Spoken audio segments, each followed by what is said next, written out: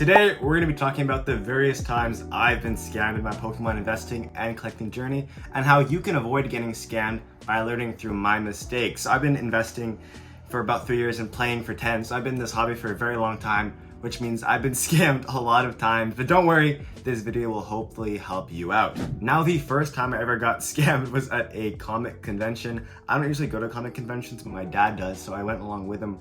And I was young at the time, maybe 12 or 13. And I had seen this one comic book dealer with about maybe 2 or 3 binders full of Pokemon, and I wasn't the best at telling if they were fake or not. So in the binder, I saw some really high-end cards. Like I saw a Gold Star Kyogre, a Gold Star Torchic, and a Blastoise first edition in German language. So that was really cool.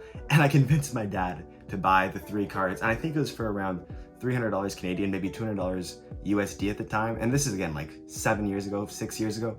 So I mean, prices for those cards now are like $1,000 each.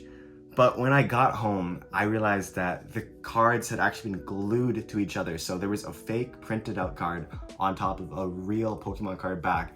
So every single one of those cards were indeed fake. My dad was in disbelief and very mad at me. I had to make that up in other ways by doing chores.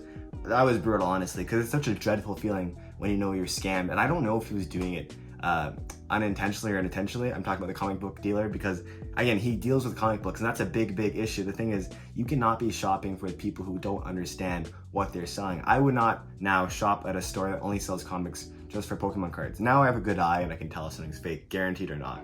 But when you're first starting out and collecting, go to a Pokemon convention, go to a card show. Do not go to some random dingy place, and do not meet with people on Marketplace if they don't seem trustworthy. It's just common sense, and you'll learn that over time. Now, the next scam that had happened to me, this one actually impacted me a lot more than the first, but I was scrolling on Facebook Marketplace when I came upon this listing selling, I think it was 151 booster bundles. Now, these are actually really cool products. I think they're the best product for just packs in general. And I knew that 151 was gonna be a set that was gonna explode. So I think they were listing every single one of their booster bundles for around 45 USD each. And they had 6 booster bundles in total. I somehow got them to do a deal, which was maybe, I think it was $200 or $220 for all 6 booster bundles. And just before I'm about to pay, they say oh, can we use e-transfer and not PayPal? Because I don't have PayPal. And I realized that I actually couldn't meet them in person. I'd have to get that shipped to me, which is already pretty concerning. I checked their profile, they had 5 stars, they had 20 reviews. So I was like, okay, this seems pretty safe. And before I go to pay on e-transfer, the guy goes, oh, by the way, I have some Evolving Skies ETBs as well if you'd like them. And he gives them to me, he said, I can put them in the deal for 120 each. And now they're $400 boxes, but at the time they were more $170 boxes. So in total, this guy was giving me a 70% discount and shipping them to me. But so many red flags, so many red flags happened in that transaction. Later on, he just ghosted me. I guess he left or something. He never responded, and he just took my money and ran with it.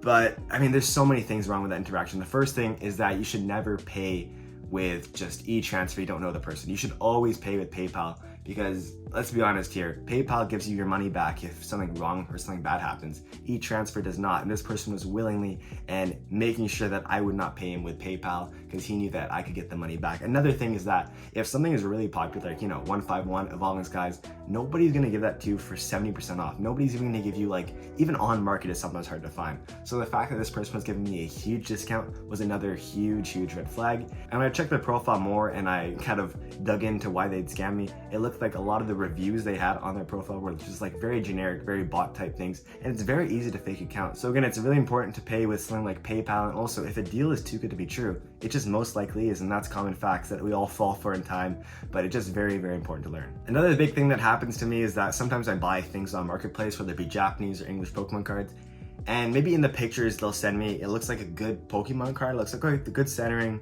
good maybe corners and edges, it all looks pretty fine. We agree upon a price, and then I take the subway or I walk or I drive there, whatever it be, and then when I get there in person, the card just doesn't look as good. Either the person swapped out a card, which happens a lot. Sometimes they list a Pokemon card, and then when they go to sell it to you, they swap it out with a different Pokemon card that's slightly more damaged. But there's things that happen like that. There's also times when they just give you a card and it's just a little more damaged because the pictures can cover up these things. And then when you get there, and personally when I get there in person, I see the card, sometimes I feel a little bit not worried, but a little bit hesitant to back down or say no to the deal. It's like, you've come all this way, you've driven this way, you took the subway, whatever, for an hour there, hour back, and it feels bad coming empty-handed, or it feels bad just not being able to, get a deal out of it. Even though, yes, they may have a different card than before, it may be different. It's really, really hard to sometimes be in that situation and just go, no, I'm good, actually. I don't want this card. It seems different than what you showed me, or it's a little more damaged, or the setting's a little more off. And I mean, I've done this 3 or 4 times where I've just gone and bought it. I looked at the center and be like, you know what, I'm just gonna relist it. So I'm just creating more work for myself. And I mean, it's much better just to buy, graded Pokemon cards, or just cards from other sites, or from people that are, well known in the community. It's really, really just a struggle to buy people from Marketplace who just have no reputation, who just don't have the best interest for you, because they just want money, let's be honest, and it can be really tough that way. But another thing is that a lot of people get graded cards these days and they don't know if it's fake or not. If you don't know, it's really, really easy to create fake Pokemon cards, especially graded ones. Graded Pokemon cards are getting easier and easier to make, and harder to spot, so it's important that you protect yourself. And if you're buying these huge big ticket items, like if you're buying a Moonbrown, you want to make sure that card is 100% legit, and here's the way. Now this over here is a black light. It's the best thing you can possibly have if you're buying graded Pokemon cards. You make you look really spooky, but most importantly, when you shine it, you can actually make sure that it's a real Pokemon card by seeing the initials on the front. You can see that PSA logo marker all over the top. And if you go to the back, you can see again that there's a PSA label right there. It's basically the very best thing you could have if you're trying to make sure that your card is real, because it can protect you from such a devastating loss. If you buy a $4,000 Pokemon card, number one, maybe you should go with someone who's more trusted. But if you buy a $4,000 Pokemon card, you want to make sure that's 100% legit. And these black lights, this is a more this is a better one, I have to say. This is probably maybe $70, $100, but you can easily find one on Amazon for like $20, $30, and you can just test it out. See, oh, this is a real Pokemon card, this is real PSA logo, because they're getting better and better every single day, and you have to be protected. And next up is a more obscure story. This happened when I was competing in the World Championships, I think 3 years ago in Japan, and it was in Yokohama. It was one of the best experiences of my life, aside from a couple things. One thing is I forgot to submit my deck list in time and I got penalized, but that's a whole other story. What happened mainly that is part of the scam is, this isn't so really a scam, this is more of kind of FOMOing out and getting a little bit hyped over a certain thing. So basically, in the World Championships, they have the Pokemon Center. There's Pokemon Center online, but there are also in-person Pokemon Centers that have exclusive items like merch, like dice, like deck boxes. It is really, really cool to be there. And so I had heard that people make a lot of money just buying these like mats and deck boxes and whatever it may be from the Pokemon Center and then reselling it right away on eBay. So I was very gullible. I went in there and I went crazy. I saw everything, and I just kept putting things in my bag, putting things in carts. And I just bought so much random junk, mats, deck boxes. I bought just the worst stuff you can possibly think, sleeves, like plushies. It was really, really awful. I don't know why I did that. I was very carried away in the hype. And I think I ended spending up like $1,000 in total, which was just brutal.